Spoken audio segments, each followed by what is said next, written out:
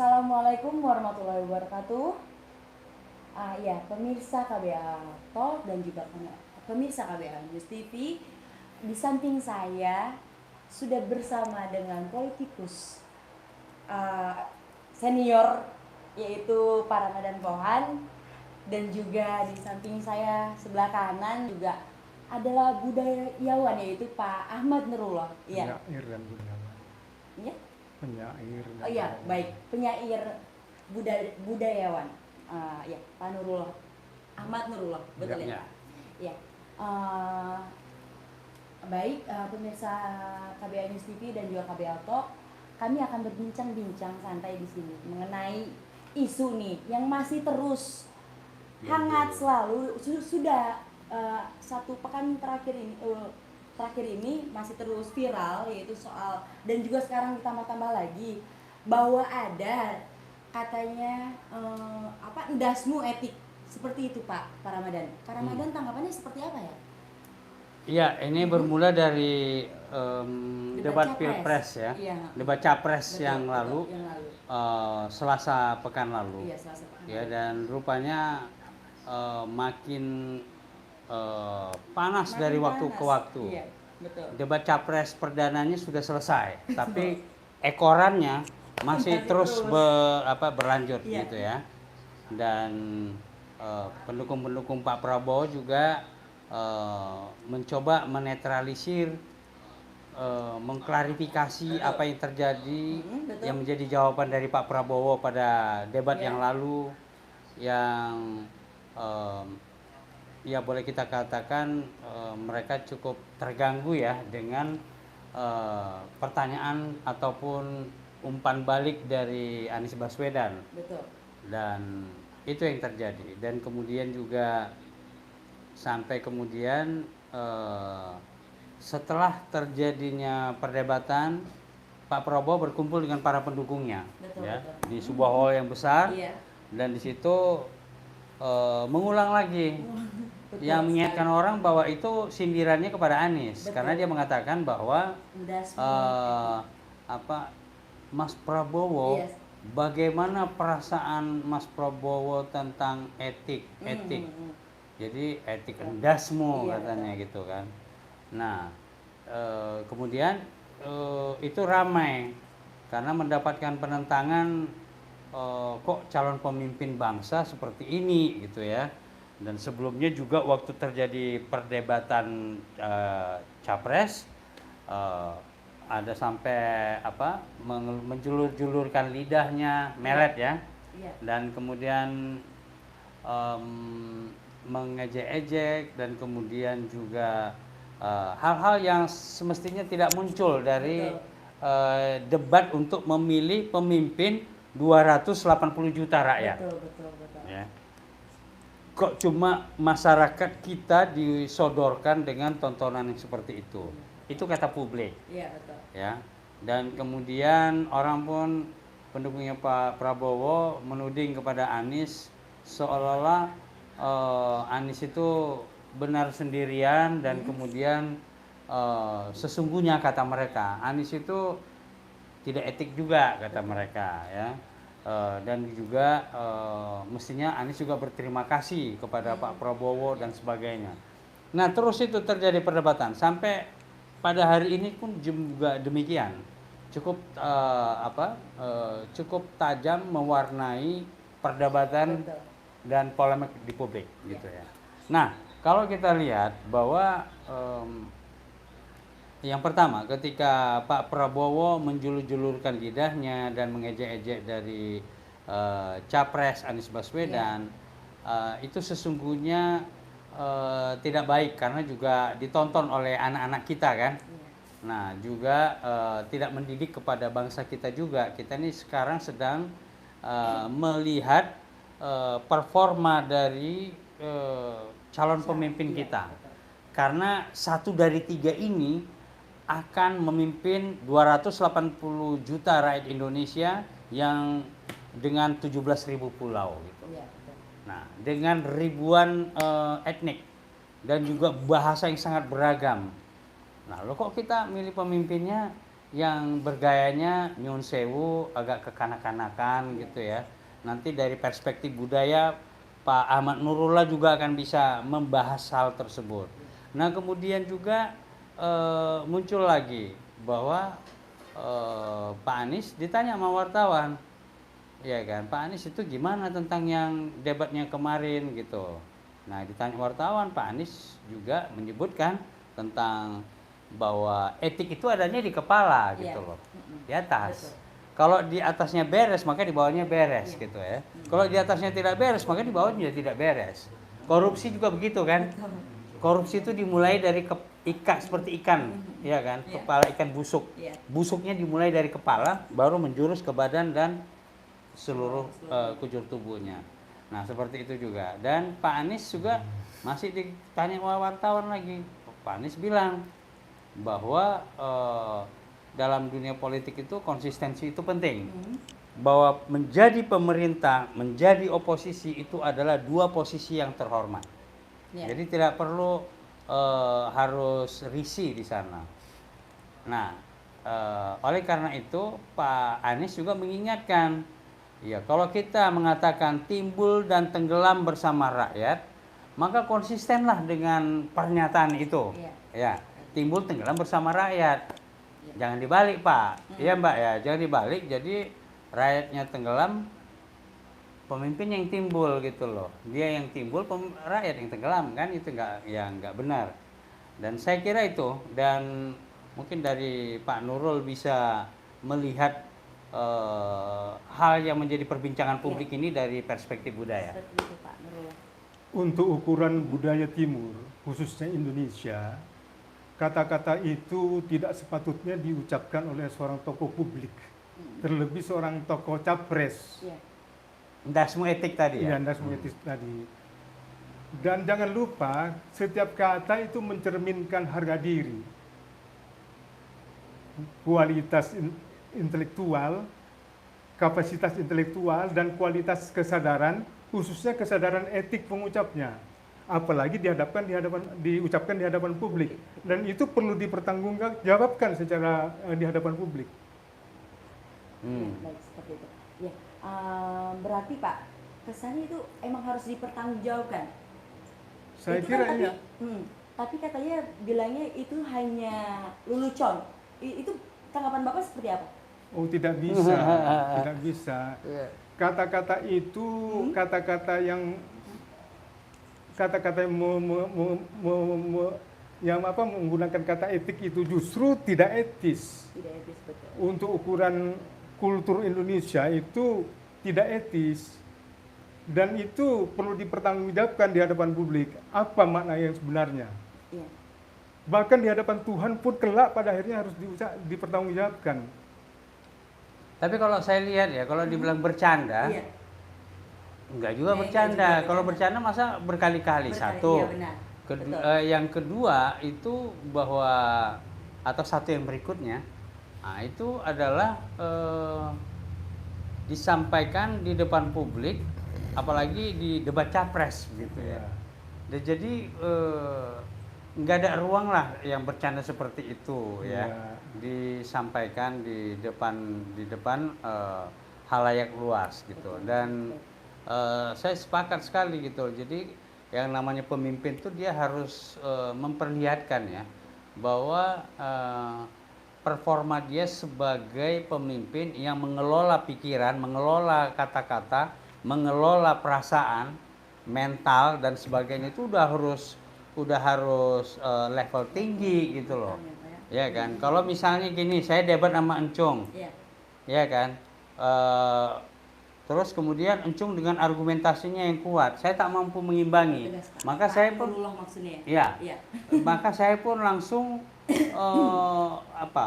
mengatakan saya ngejek-ngejek Nurullah gitu kan.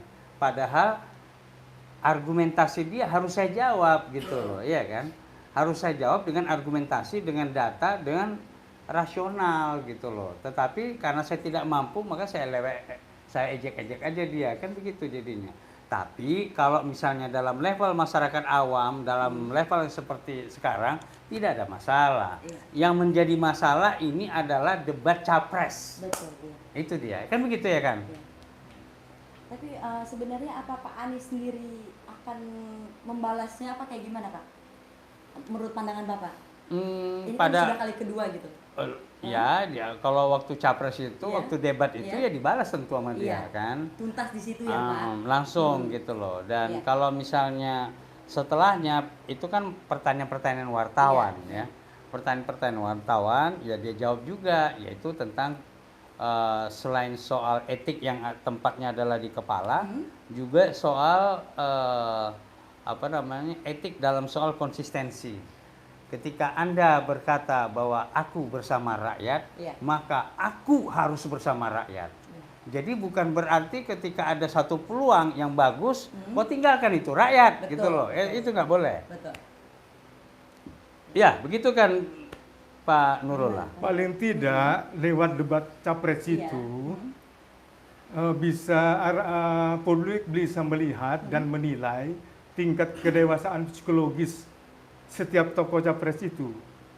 Dan publik jadi punya barometer tokoh mana yang layak dipilih. Betul. Iya, betul. Dan dalam hal ini saya kira Anies Baswedan jika memiliki kedewasaan psikologis, Yes. dan saya melihat Anies Baswedan memiliki bahkan kedewasaan spiritual, tidak perlu menanggapi hal itu, biarlah publik yang menilai. Iya, baik. Apalagi ditanggapi secara impulsif, Iya. secara reaktif, saya kira tidak perlu. Apalagi harus marah, sebab Baik.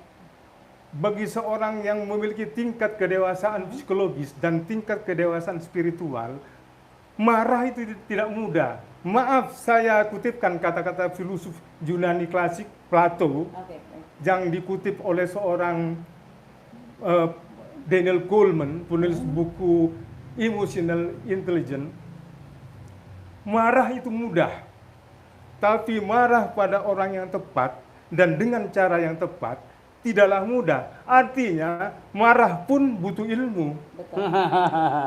Dan Udah, Anies ya, Baswedan Iya.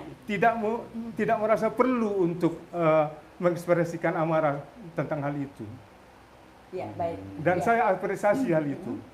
Ya baik pemirsa, karena kan waktu pilpres sebentar lagi, ini memang sudah masanya seluruh warga Indonesia menentukan pilihan dari apa sifat-sifatnya yang Iya. sekarang Masih ada jelas 4 tengahnya. debat lagi loh. Iya, betul. Yang ini baru pertama ya Pak.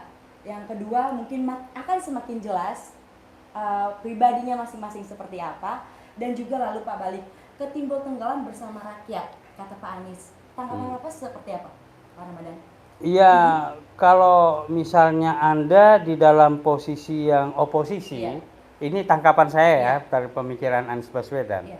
Ya Anda konsisten saja dengan oposisi itu gitu loh. Nggak ada jeleknya oposisi.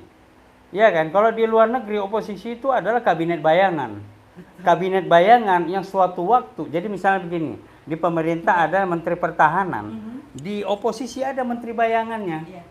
Menteri pertahanan juga, tapi dia bayangan Iya. gitu loh. Jadi ketika dia pergi, ini nanti akan menggantikan. Kira-kira begitulah itu dia. Dan sebuah hal yang biasa. Jadi di dalam politik itu, posisi politik yang kita ambil, jangan kita itu ingin mengambil semuanya gitu Iya. loh ya. Itu kan dua hal yang berbeda, dua entitas yang berbeda. Walaupun sama-sama terhormat. Iya. Pemerintah dan oposisi, Iya, kan betul. begitu. Kalau pemerintah tidak ada oposisi, itu artinya tidak ada kontrol kepada pemerintah. Siapa yang mengontrol pemerintah jadinya gitu loh, ya. Nah, jadi justru yang oposisi inilah yang harus melakukan kontrol, terutama melalui parlemen. Ya. Selain suara dari parlemen, suara dari partai, walaupun sesungguhnya suara partai itu perpanjangan tangannya adalah melalui parlemen, tetapi partai bisa secara mandiri melakukan fungsi kritik terhadap kebijakan pemerintah di situ. Jadi sudah betul pemikiran dari Anies Baswedan yang menginginkan konsistensi posisi orang gitu ya. Dan kita belum membahas lagi tentang justru dikatakan siapa Pak Hari Hamzah dan siapa dan yang lain-lain pendukungnya bahwa Anies Baswedan itu justru melakukan yang tidak etis terhadap orang yang memasang badan untuk dirinya. Ini seolah-olah mau mengatakan Anies Baswedan itu ya berterima kasih kepada Prabowo, bukan malah mengkritik gitu loh. Lah ini harus kita tempatkan ya kepada proporsinya.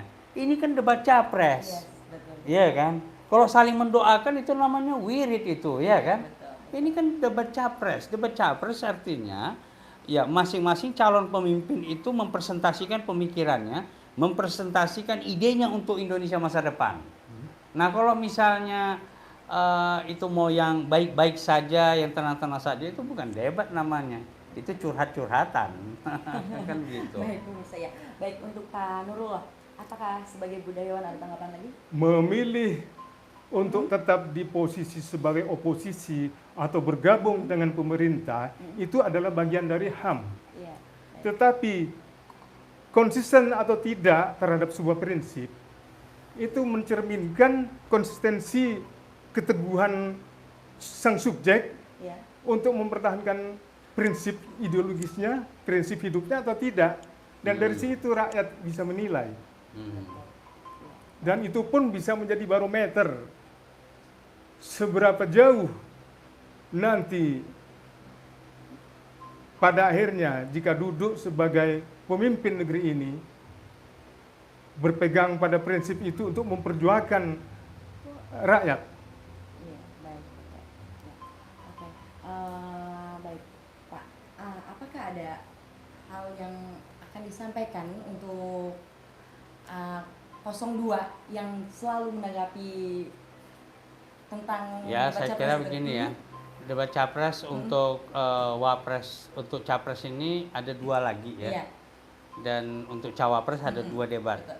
Nah, jadi saya kira 2 debat sisa dari yang Iya. ada ini, kita berharap bahwa ketiga kandidat capres ini memperlihatkan sisi yang terbaik mereka kepada rakyat. Betul gitu ya. sekali. Jadi tidak ada lagi ya, rakyat tidak mau lagi menyaksikan ada julur-julur lidah, Betul, ada baik. kemudian nanti main-main Iya. mata, mendelik-delikkan Iya, mata gitu, ataupun marah-marah emosional Iya. tanpa terkontrol, dan itu berlaku bagi siapapun ya. Tapi tampilkanlah yang terbaik di depan rakyat. Ya, Iya. marilah kita suguhi rakyat, para pembayar pajak ini ya, Iya. dengan tontonan politik, dengan substansi politik Iya. yang sudah sesuai. Betul. Jangan yang asal-asalan, jangan yang ecek-ecek atau kaleng-kaleng gitu loh. Tapi ya, yang standar lah gitu. Dan ini kan mau memimpin 280 juta rakyat Iya, ya. betul. Jadi kalau yang tampil atau dimunculkan itu adalah yang ecek-ecek atau KW-KW, kasihan rakyat kita gitu loh. Bangsa ini juga kasihan, harusnya naik kelas menjadi lebih tinggi, bukan malah mundur gitu loh. Baik. Iya, untuk Pak Nurul. Untuk Ya, yang debat disampaikan 02. debat 02. Iya. Intinya debat capres ini diharapkan bukan sekadar menjadi pentas komedi, Iya. tapi menjadi sebuah pentas Gagasan. bagaimana merefleksikan gagasan supaya rakyat bisa mencerna, bisa memahami apa yang kira-kira akan dipetik di masa depan nanti. Dan dari situ rakyat akan mendapatkan barometer atau parameter subjek yang mana yang dirasa layak menjadi pemimpin negeri ini. Iya. Saya Tapi kira kemarin begitu. tuh ada yang menarik juga itu Pak Nurul lah. Arif, tidak. Ya, Mbak Laras ya. Apa namanya?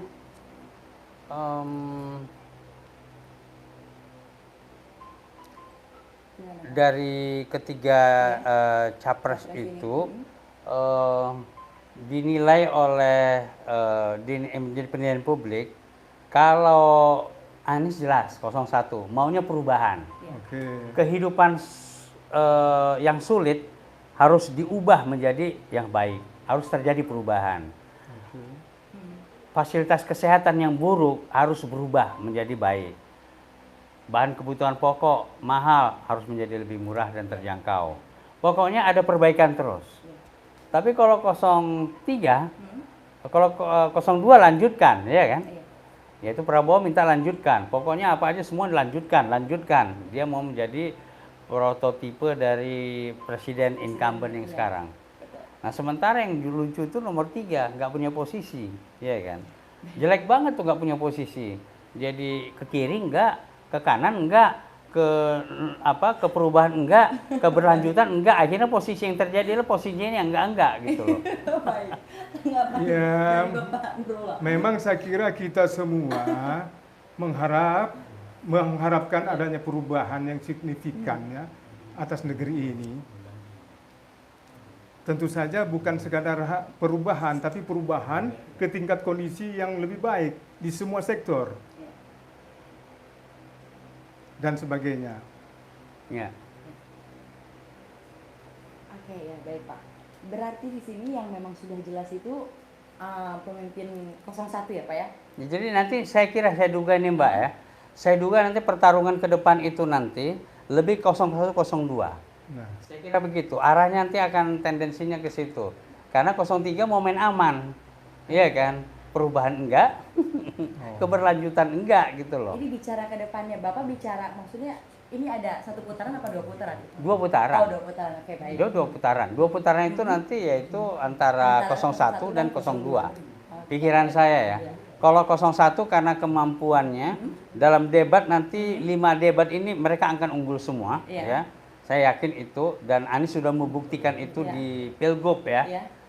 Dengan lawan debatnya Ahok gitu kan, keteteran sama AHY gitu, keteteran, dan Anies melejit, melesat di situ gitu loh. Iya, Nah, kalau misalnya 02, ini kan bukan rahasia umum lagi kan. Banyak kemudahan-kemudahan yang didapatkan oleh mereka, bohir-bohirnya banyak dan sebagainya gitu ya. Tetapi punya konsultan-konsultan politiknya juga banyak begitu. Nah, tetapi akhirnya kita akan melihat bahwa simpati publik kepada 01 ini akan menjadi lebih kuat. Hari ini saya bertemu dengan relawan yang menyebarkan spanduk dan baliho itu sampai ke pelosok-pelosok dusun. Nah, itu luar biasa, kesadaran yang luar biasa.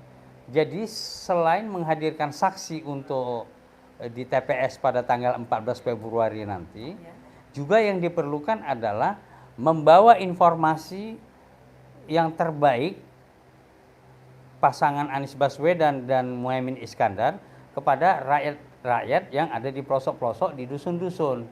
Itu karena kalau misalnya mereka tidak kenal, tidak tahu, bagaimana mereka bisa memilih. Iya, betul. Nah, di situ Tapi tantangannya. Pak, di sini ada, kalau misalkan Pak Anies Amin, katanya Amin ya, Amin itu poster ataupun balihonya itu sangat sedikit. Itu bagaimana Pak? Nggak apa-apa. Ya karena kan Anies Ya. Muhaimin itu tidak di spanduk, tapi dia ada di hati rakyat gitu ya. Jadi saya percaya itu bahwa Allah Maha Baik, Tuhan Maha Baik, ya akan memberikan yang terbaik buat Indonesia, Iya, betul. akan memilihkan nanti Indonesia pemimpin yang benar-benar mencintai rakyatnya, pemimpin yang benar-benar bukan memperkaya diri dengan bisnis dan ekonomi ataupun kekayaan duniawinya. Tidak, kita minta sama Allah, dan insya Allah akan diizinkan oleh Allah, tidak diberikan kita pemimpin yang hedonis, pemimpin yang hanya memikirkan dirinya sendiri, pemimpin yang tidak punya sejarah yang kuat untuk melindungi dan membela rakyatnya dan menaikkan kesetaraan pada rakyatnya gitu loh. Dan yang terbaik itulah yang akan diberikan Allah kepada kita insya Allah. Ya, baik Pak. Pak Nurullah ada tambahan? ya saya kira perubahan diperlukan untuk negeri ini supaya negeri ini, bangsa ini tidak terus berada dalam kondisi yang stagnan. Melainkan ada suatu perubahan baik secara revolusioner atau secara evolusioner, artinya secara cepat maupun secara perlahan-lahan, khususnya di sektor ekonomi, antara lain di sektor ekonomi yang berimplikasi pada kesejahteraan rakyat. Dan Amin saya kira tidak berhenti pada sebatas spanduk, tidak berhenti pada sebatas jargon-jargon pada spanduk, melainkan pada kebijakan yang nanti akan diciptakan dan implikasinya bagi rakyat secara menyeluruh. Ya. Terasakan. Ya. Oke Pak, terakhir deh untuk masyarakat memilih yang tepat nanti di 14 Februari, boleh Bapak sampaikan? Ya, dari para Ada moderator. komennya nggak? Hah? Ada Oh iya. komen? Kita akan masuk ke sesi untuk membaca-baca komen.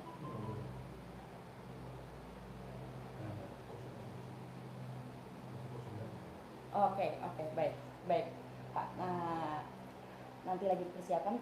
Bapak boleh sampaikan untuk Ya, ya kita kurang 2 bulan ini kita akan mempunyai presiden baru. Ya. Insya Allah presiden yang terbaik. Dan kepada para pendukung akal sehat, ya pendukung garis lurus pemimpin yang benar yang mencintai rakyatnya, mari kita sama-sama kita gaungkan sampai ke pelosok-pelosok, kita jangkau ke seluruh pihak yang ada untuk menyadarkan dan membawa mereka kepada kesadaran, pengetahuan ada pasangan calon presiden dan wakil presiden yang terbaik, yaitu Anies Baswedan dan Muhaimin Iskandar. Ya, ayo sampaikan informasi ini seluas-luasnya kepada kerabat, keluarga, dan mereka-mereka yang ada di seantero negeri ini, terutama yang di pelosok-pelosok. Karena tanpa ada dukungan yang nyata, yang kuat dari yang di pelosok-pelosok, kita sulit rasanya untuk menang.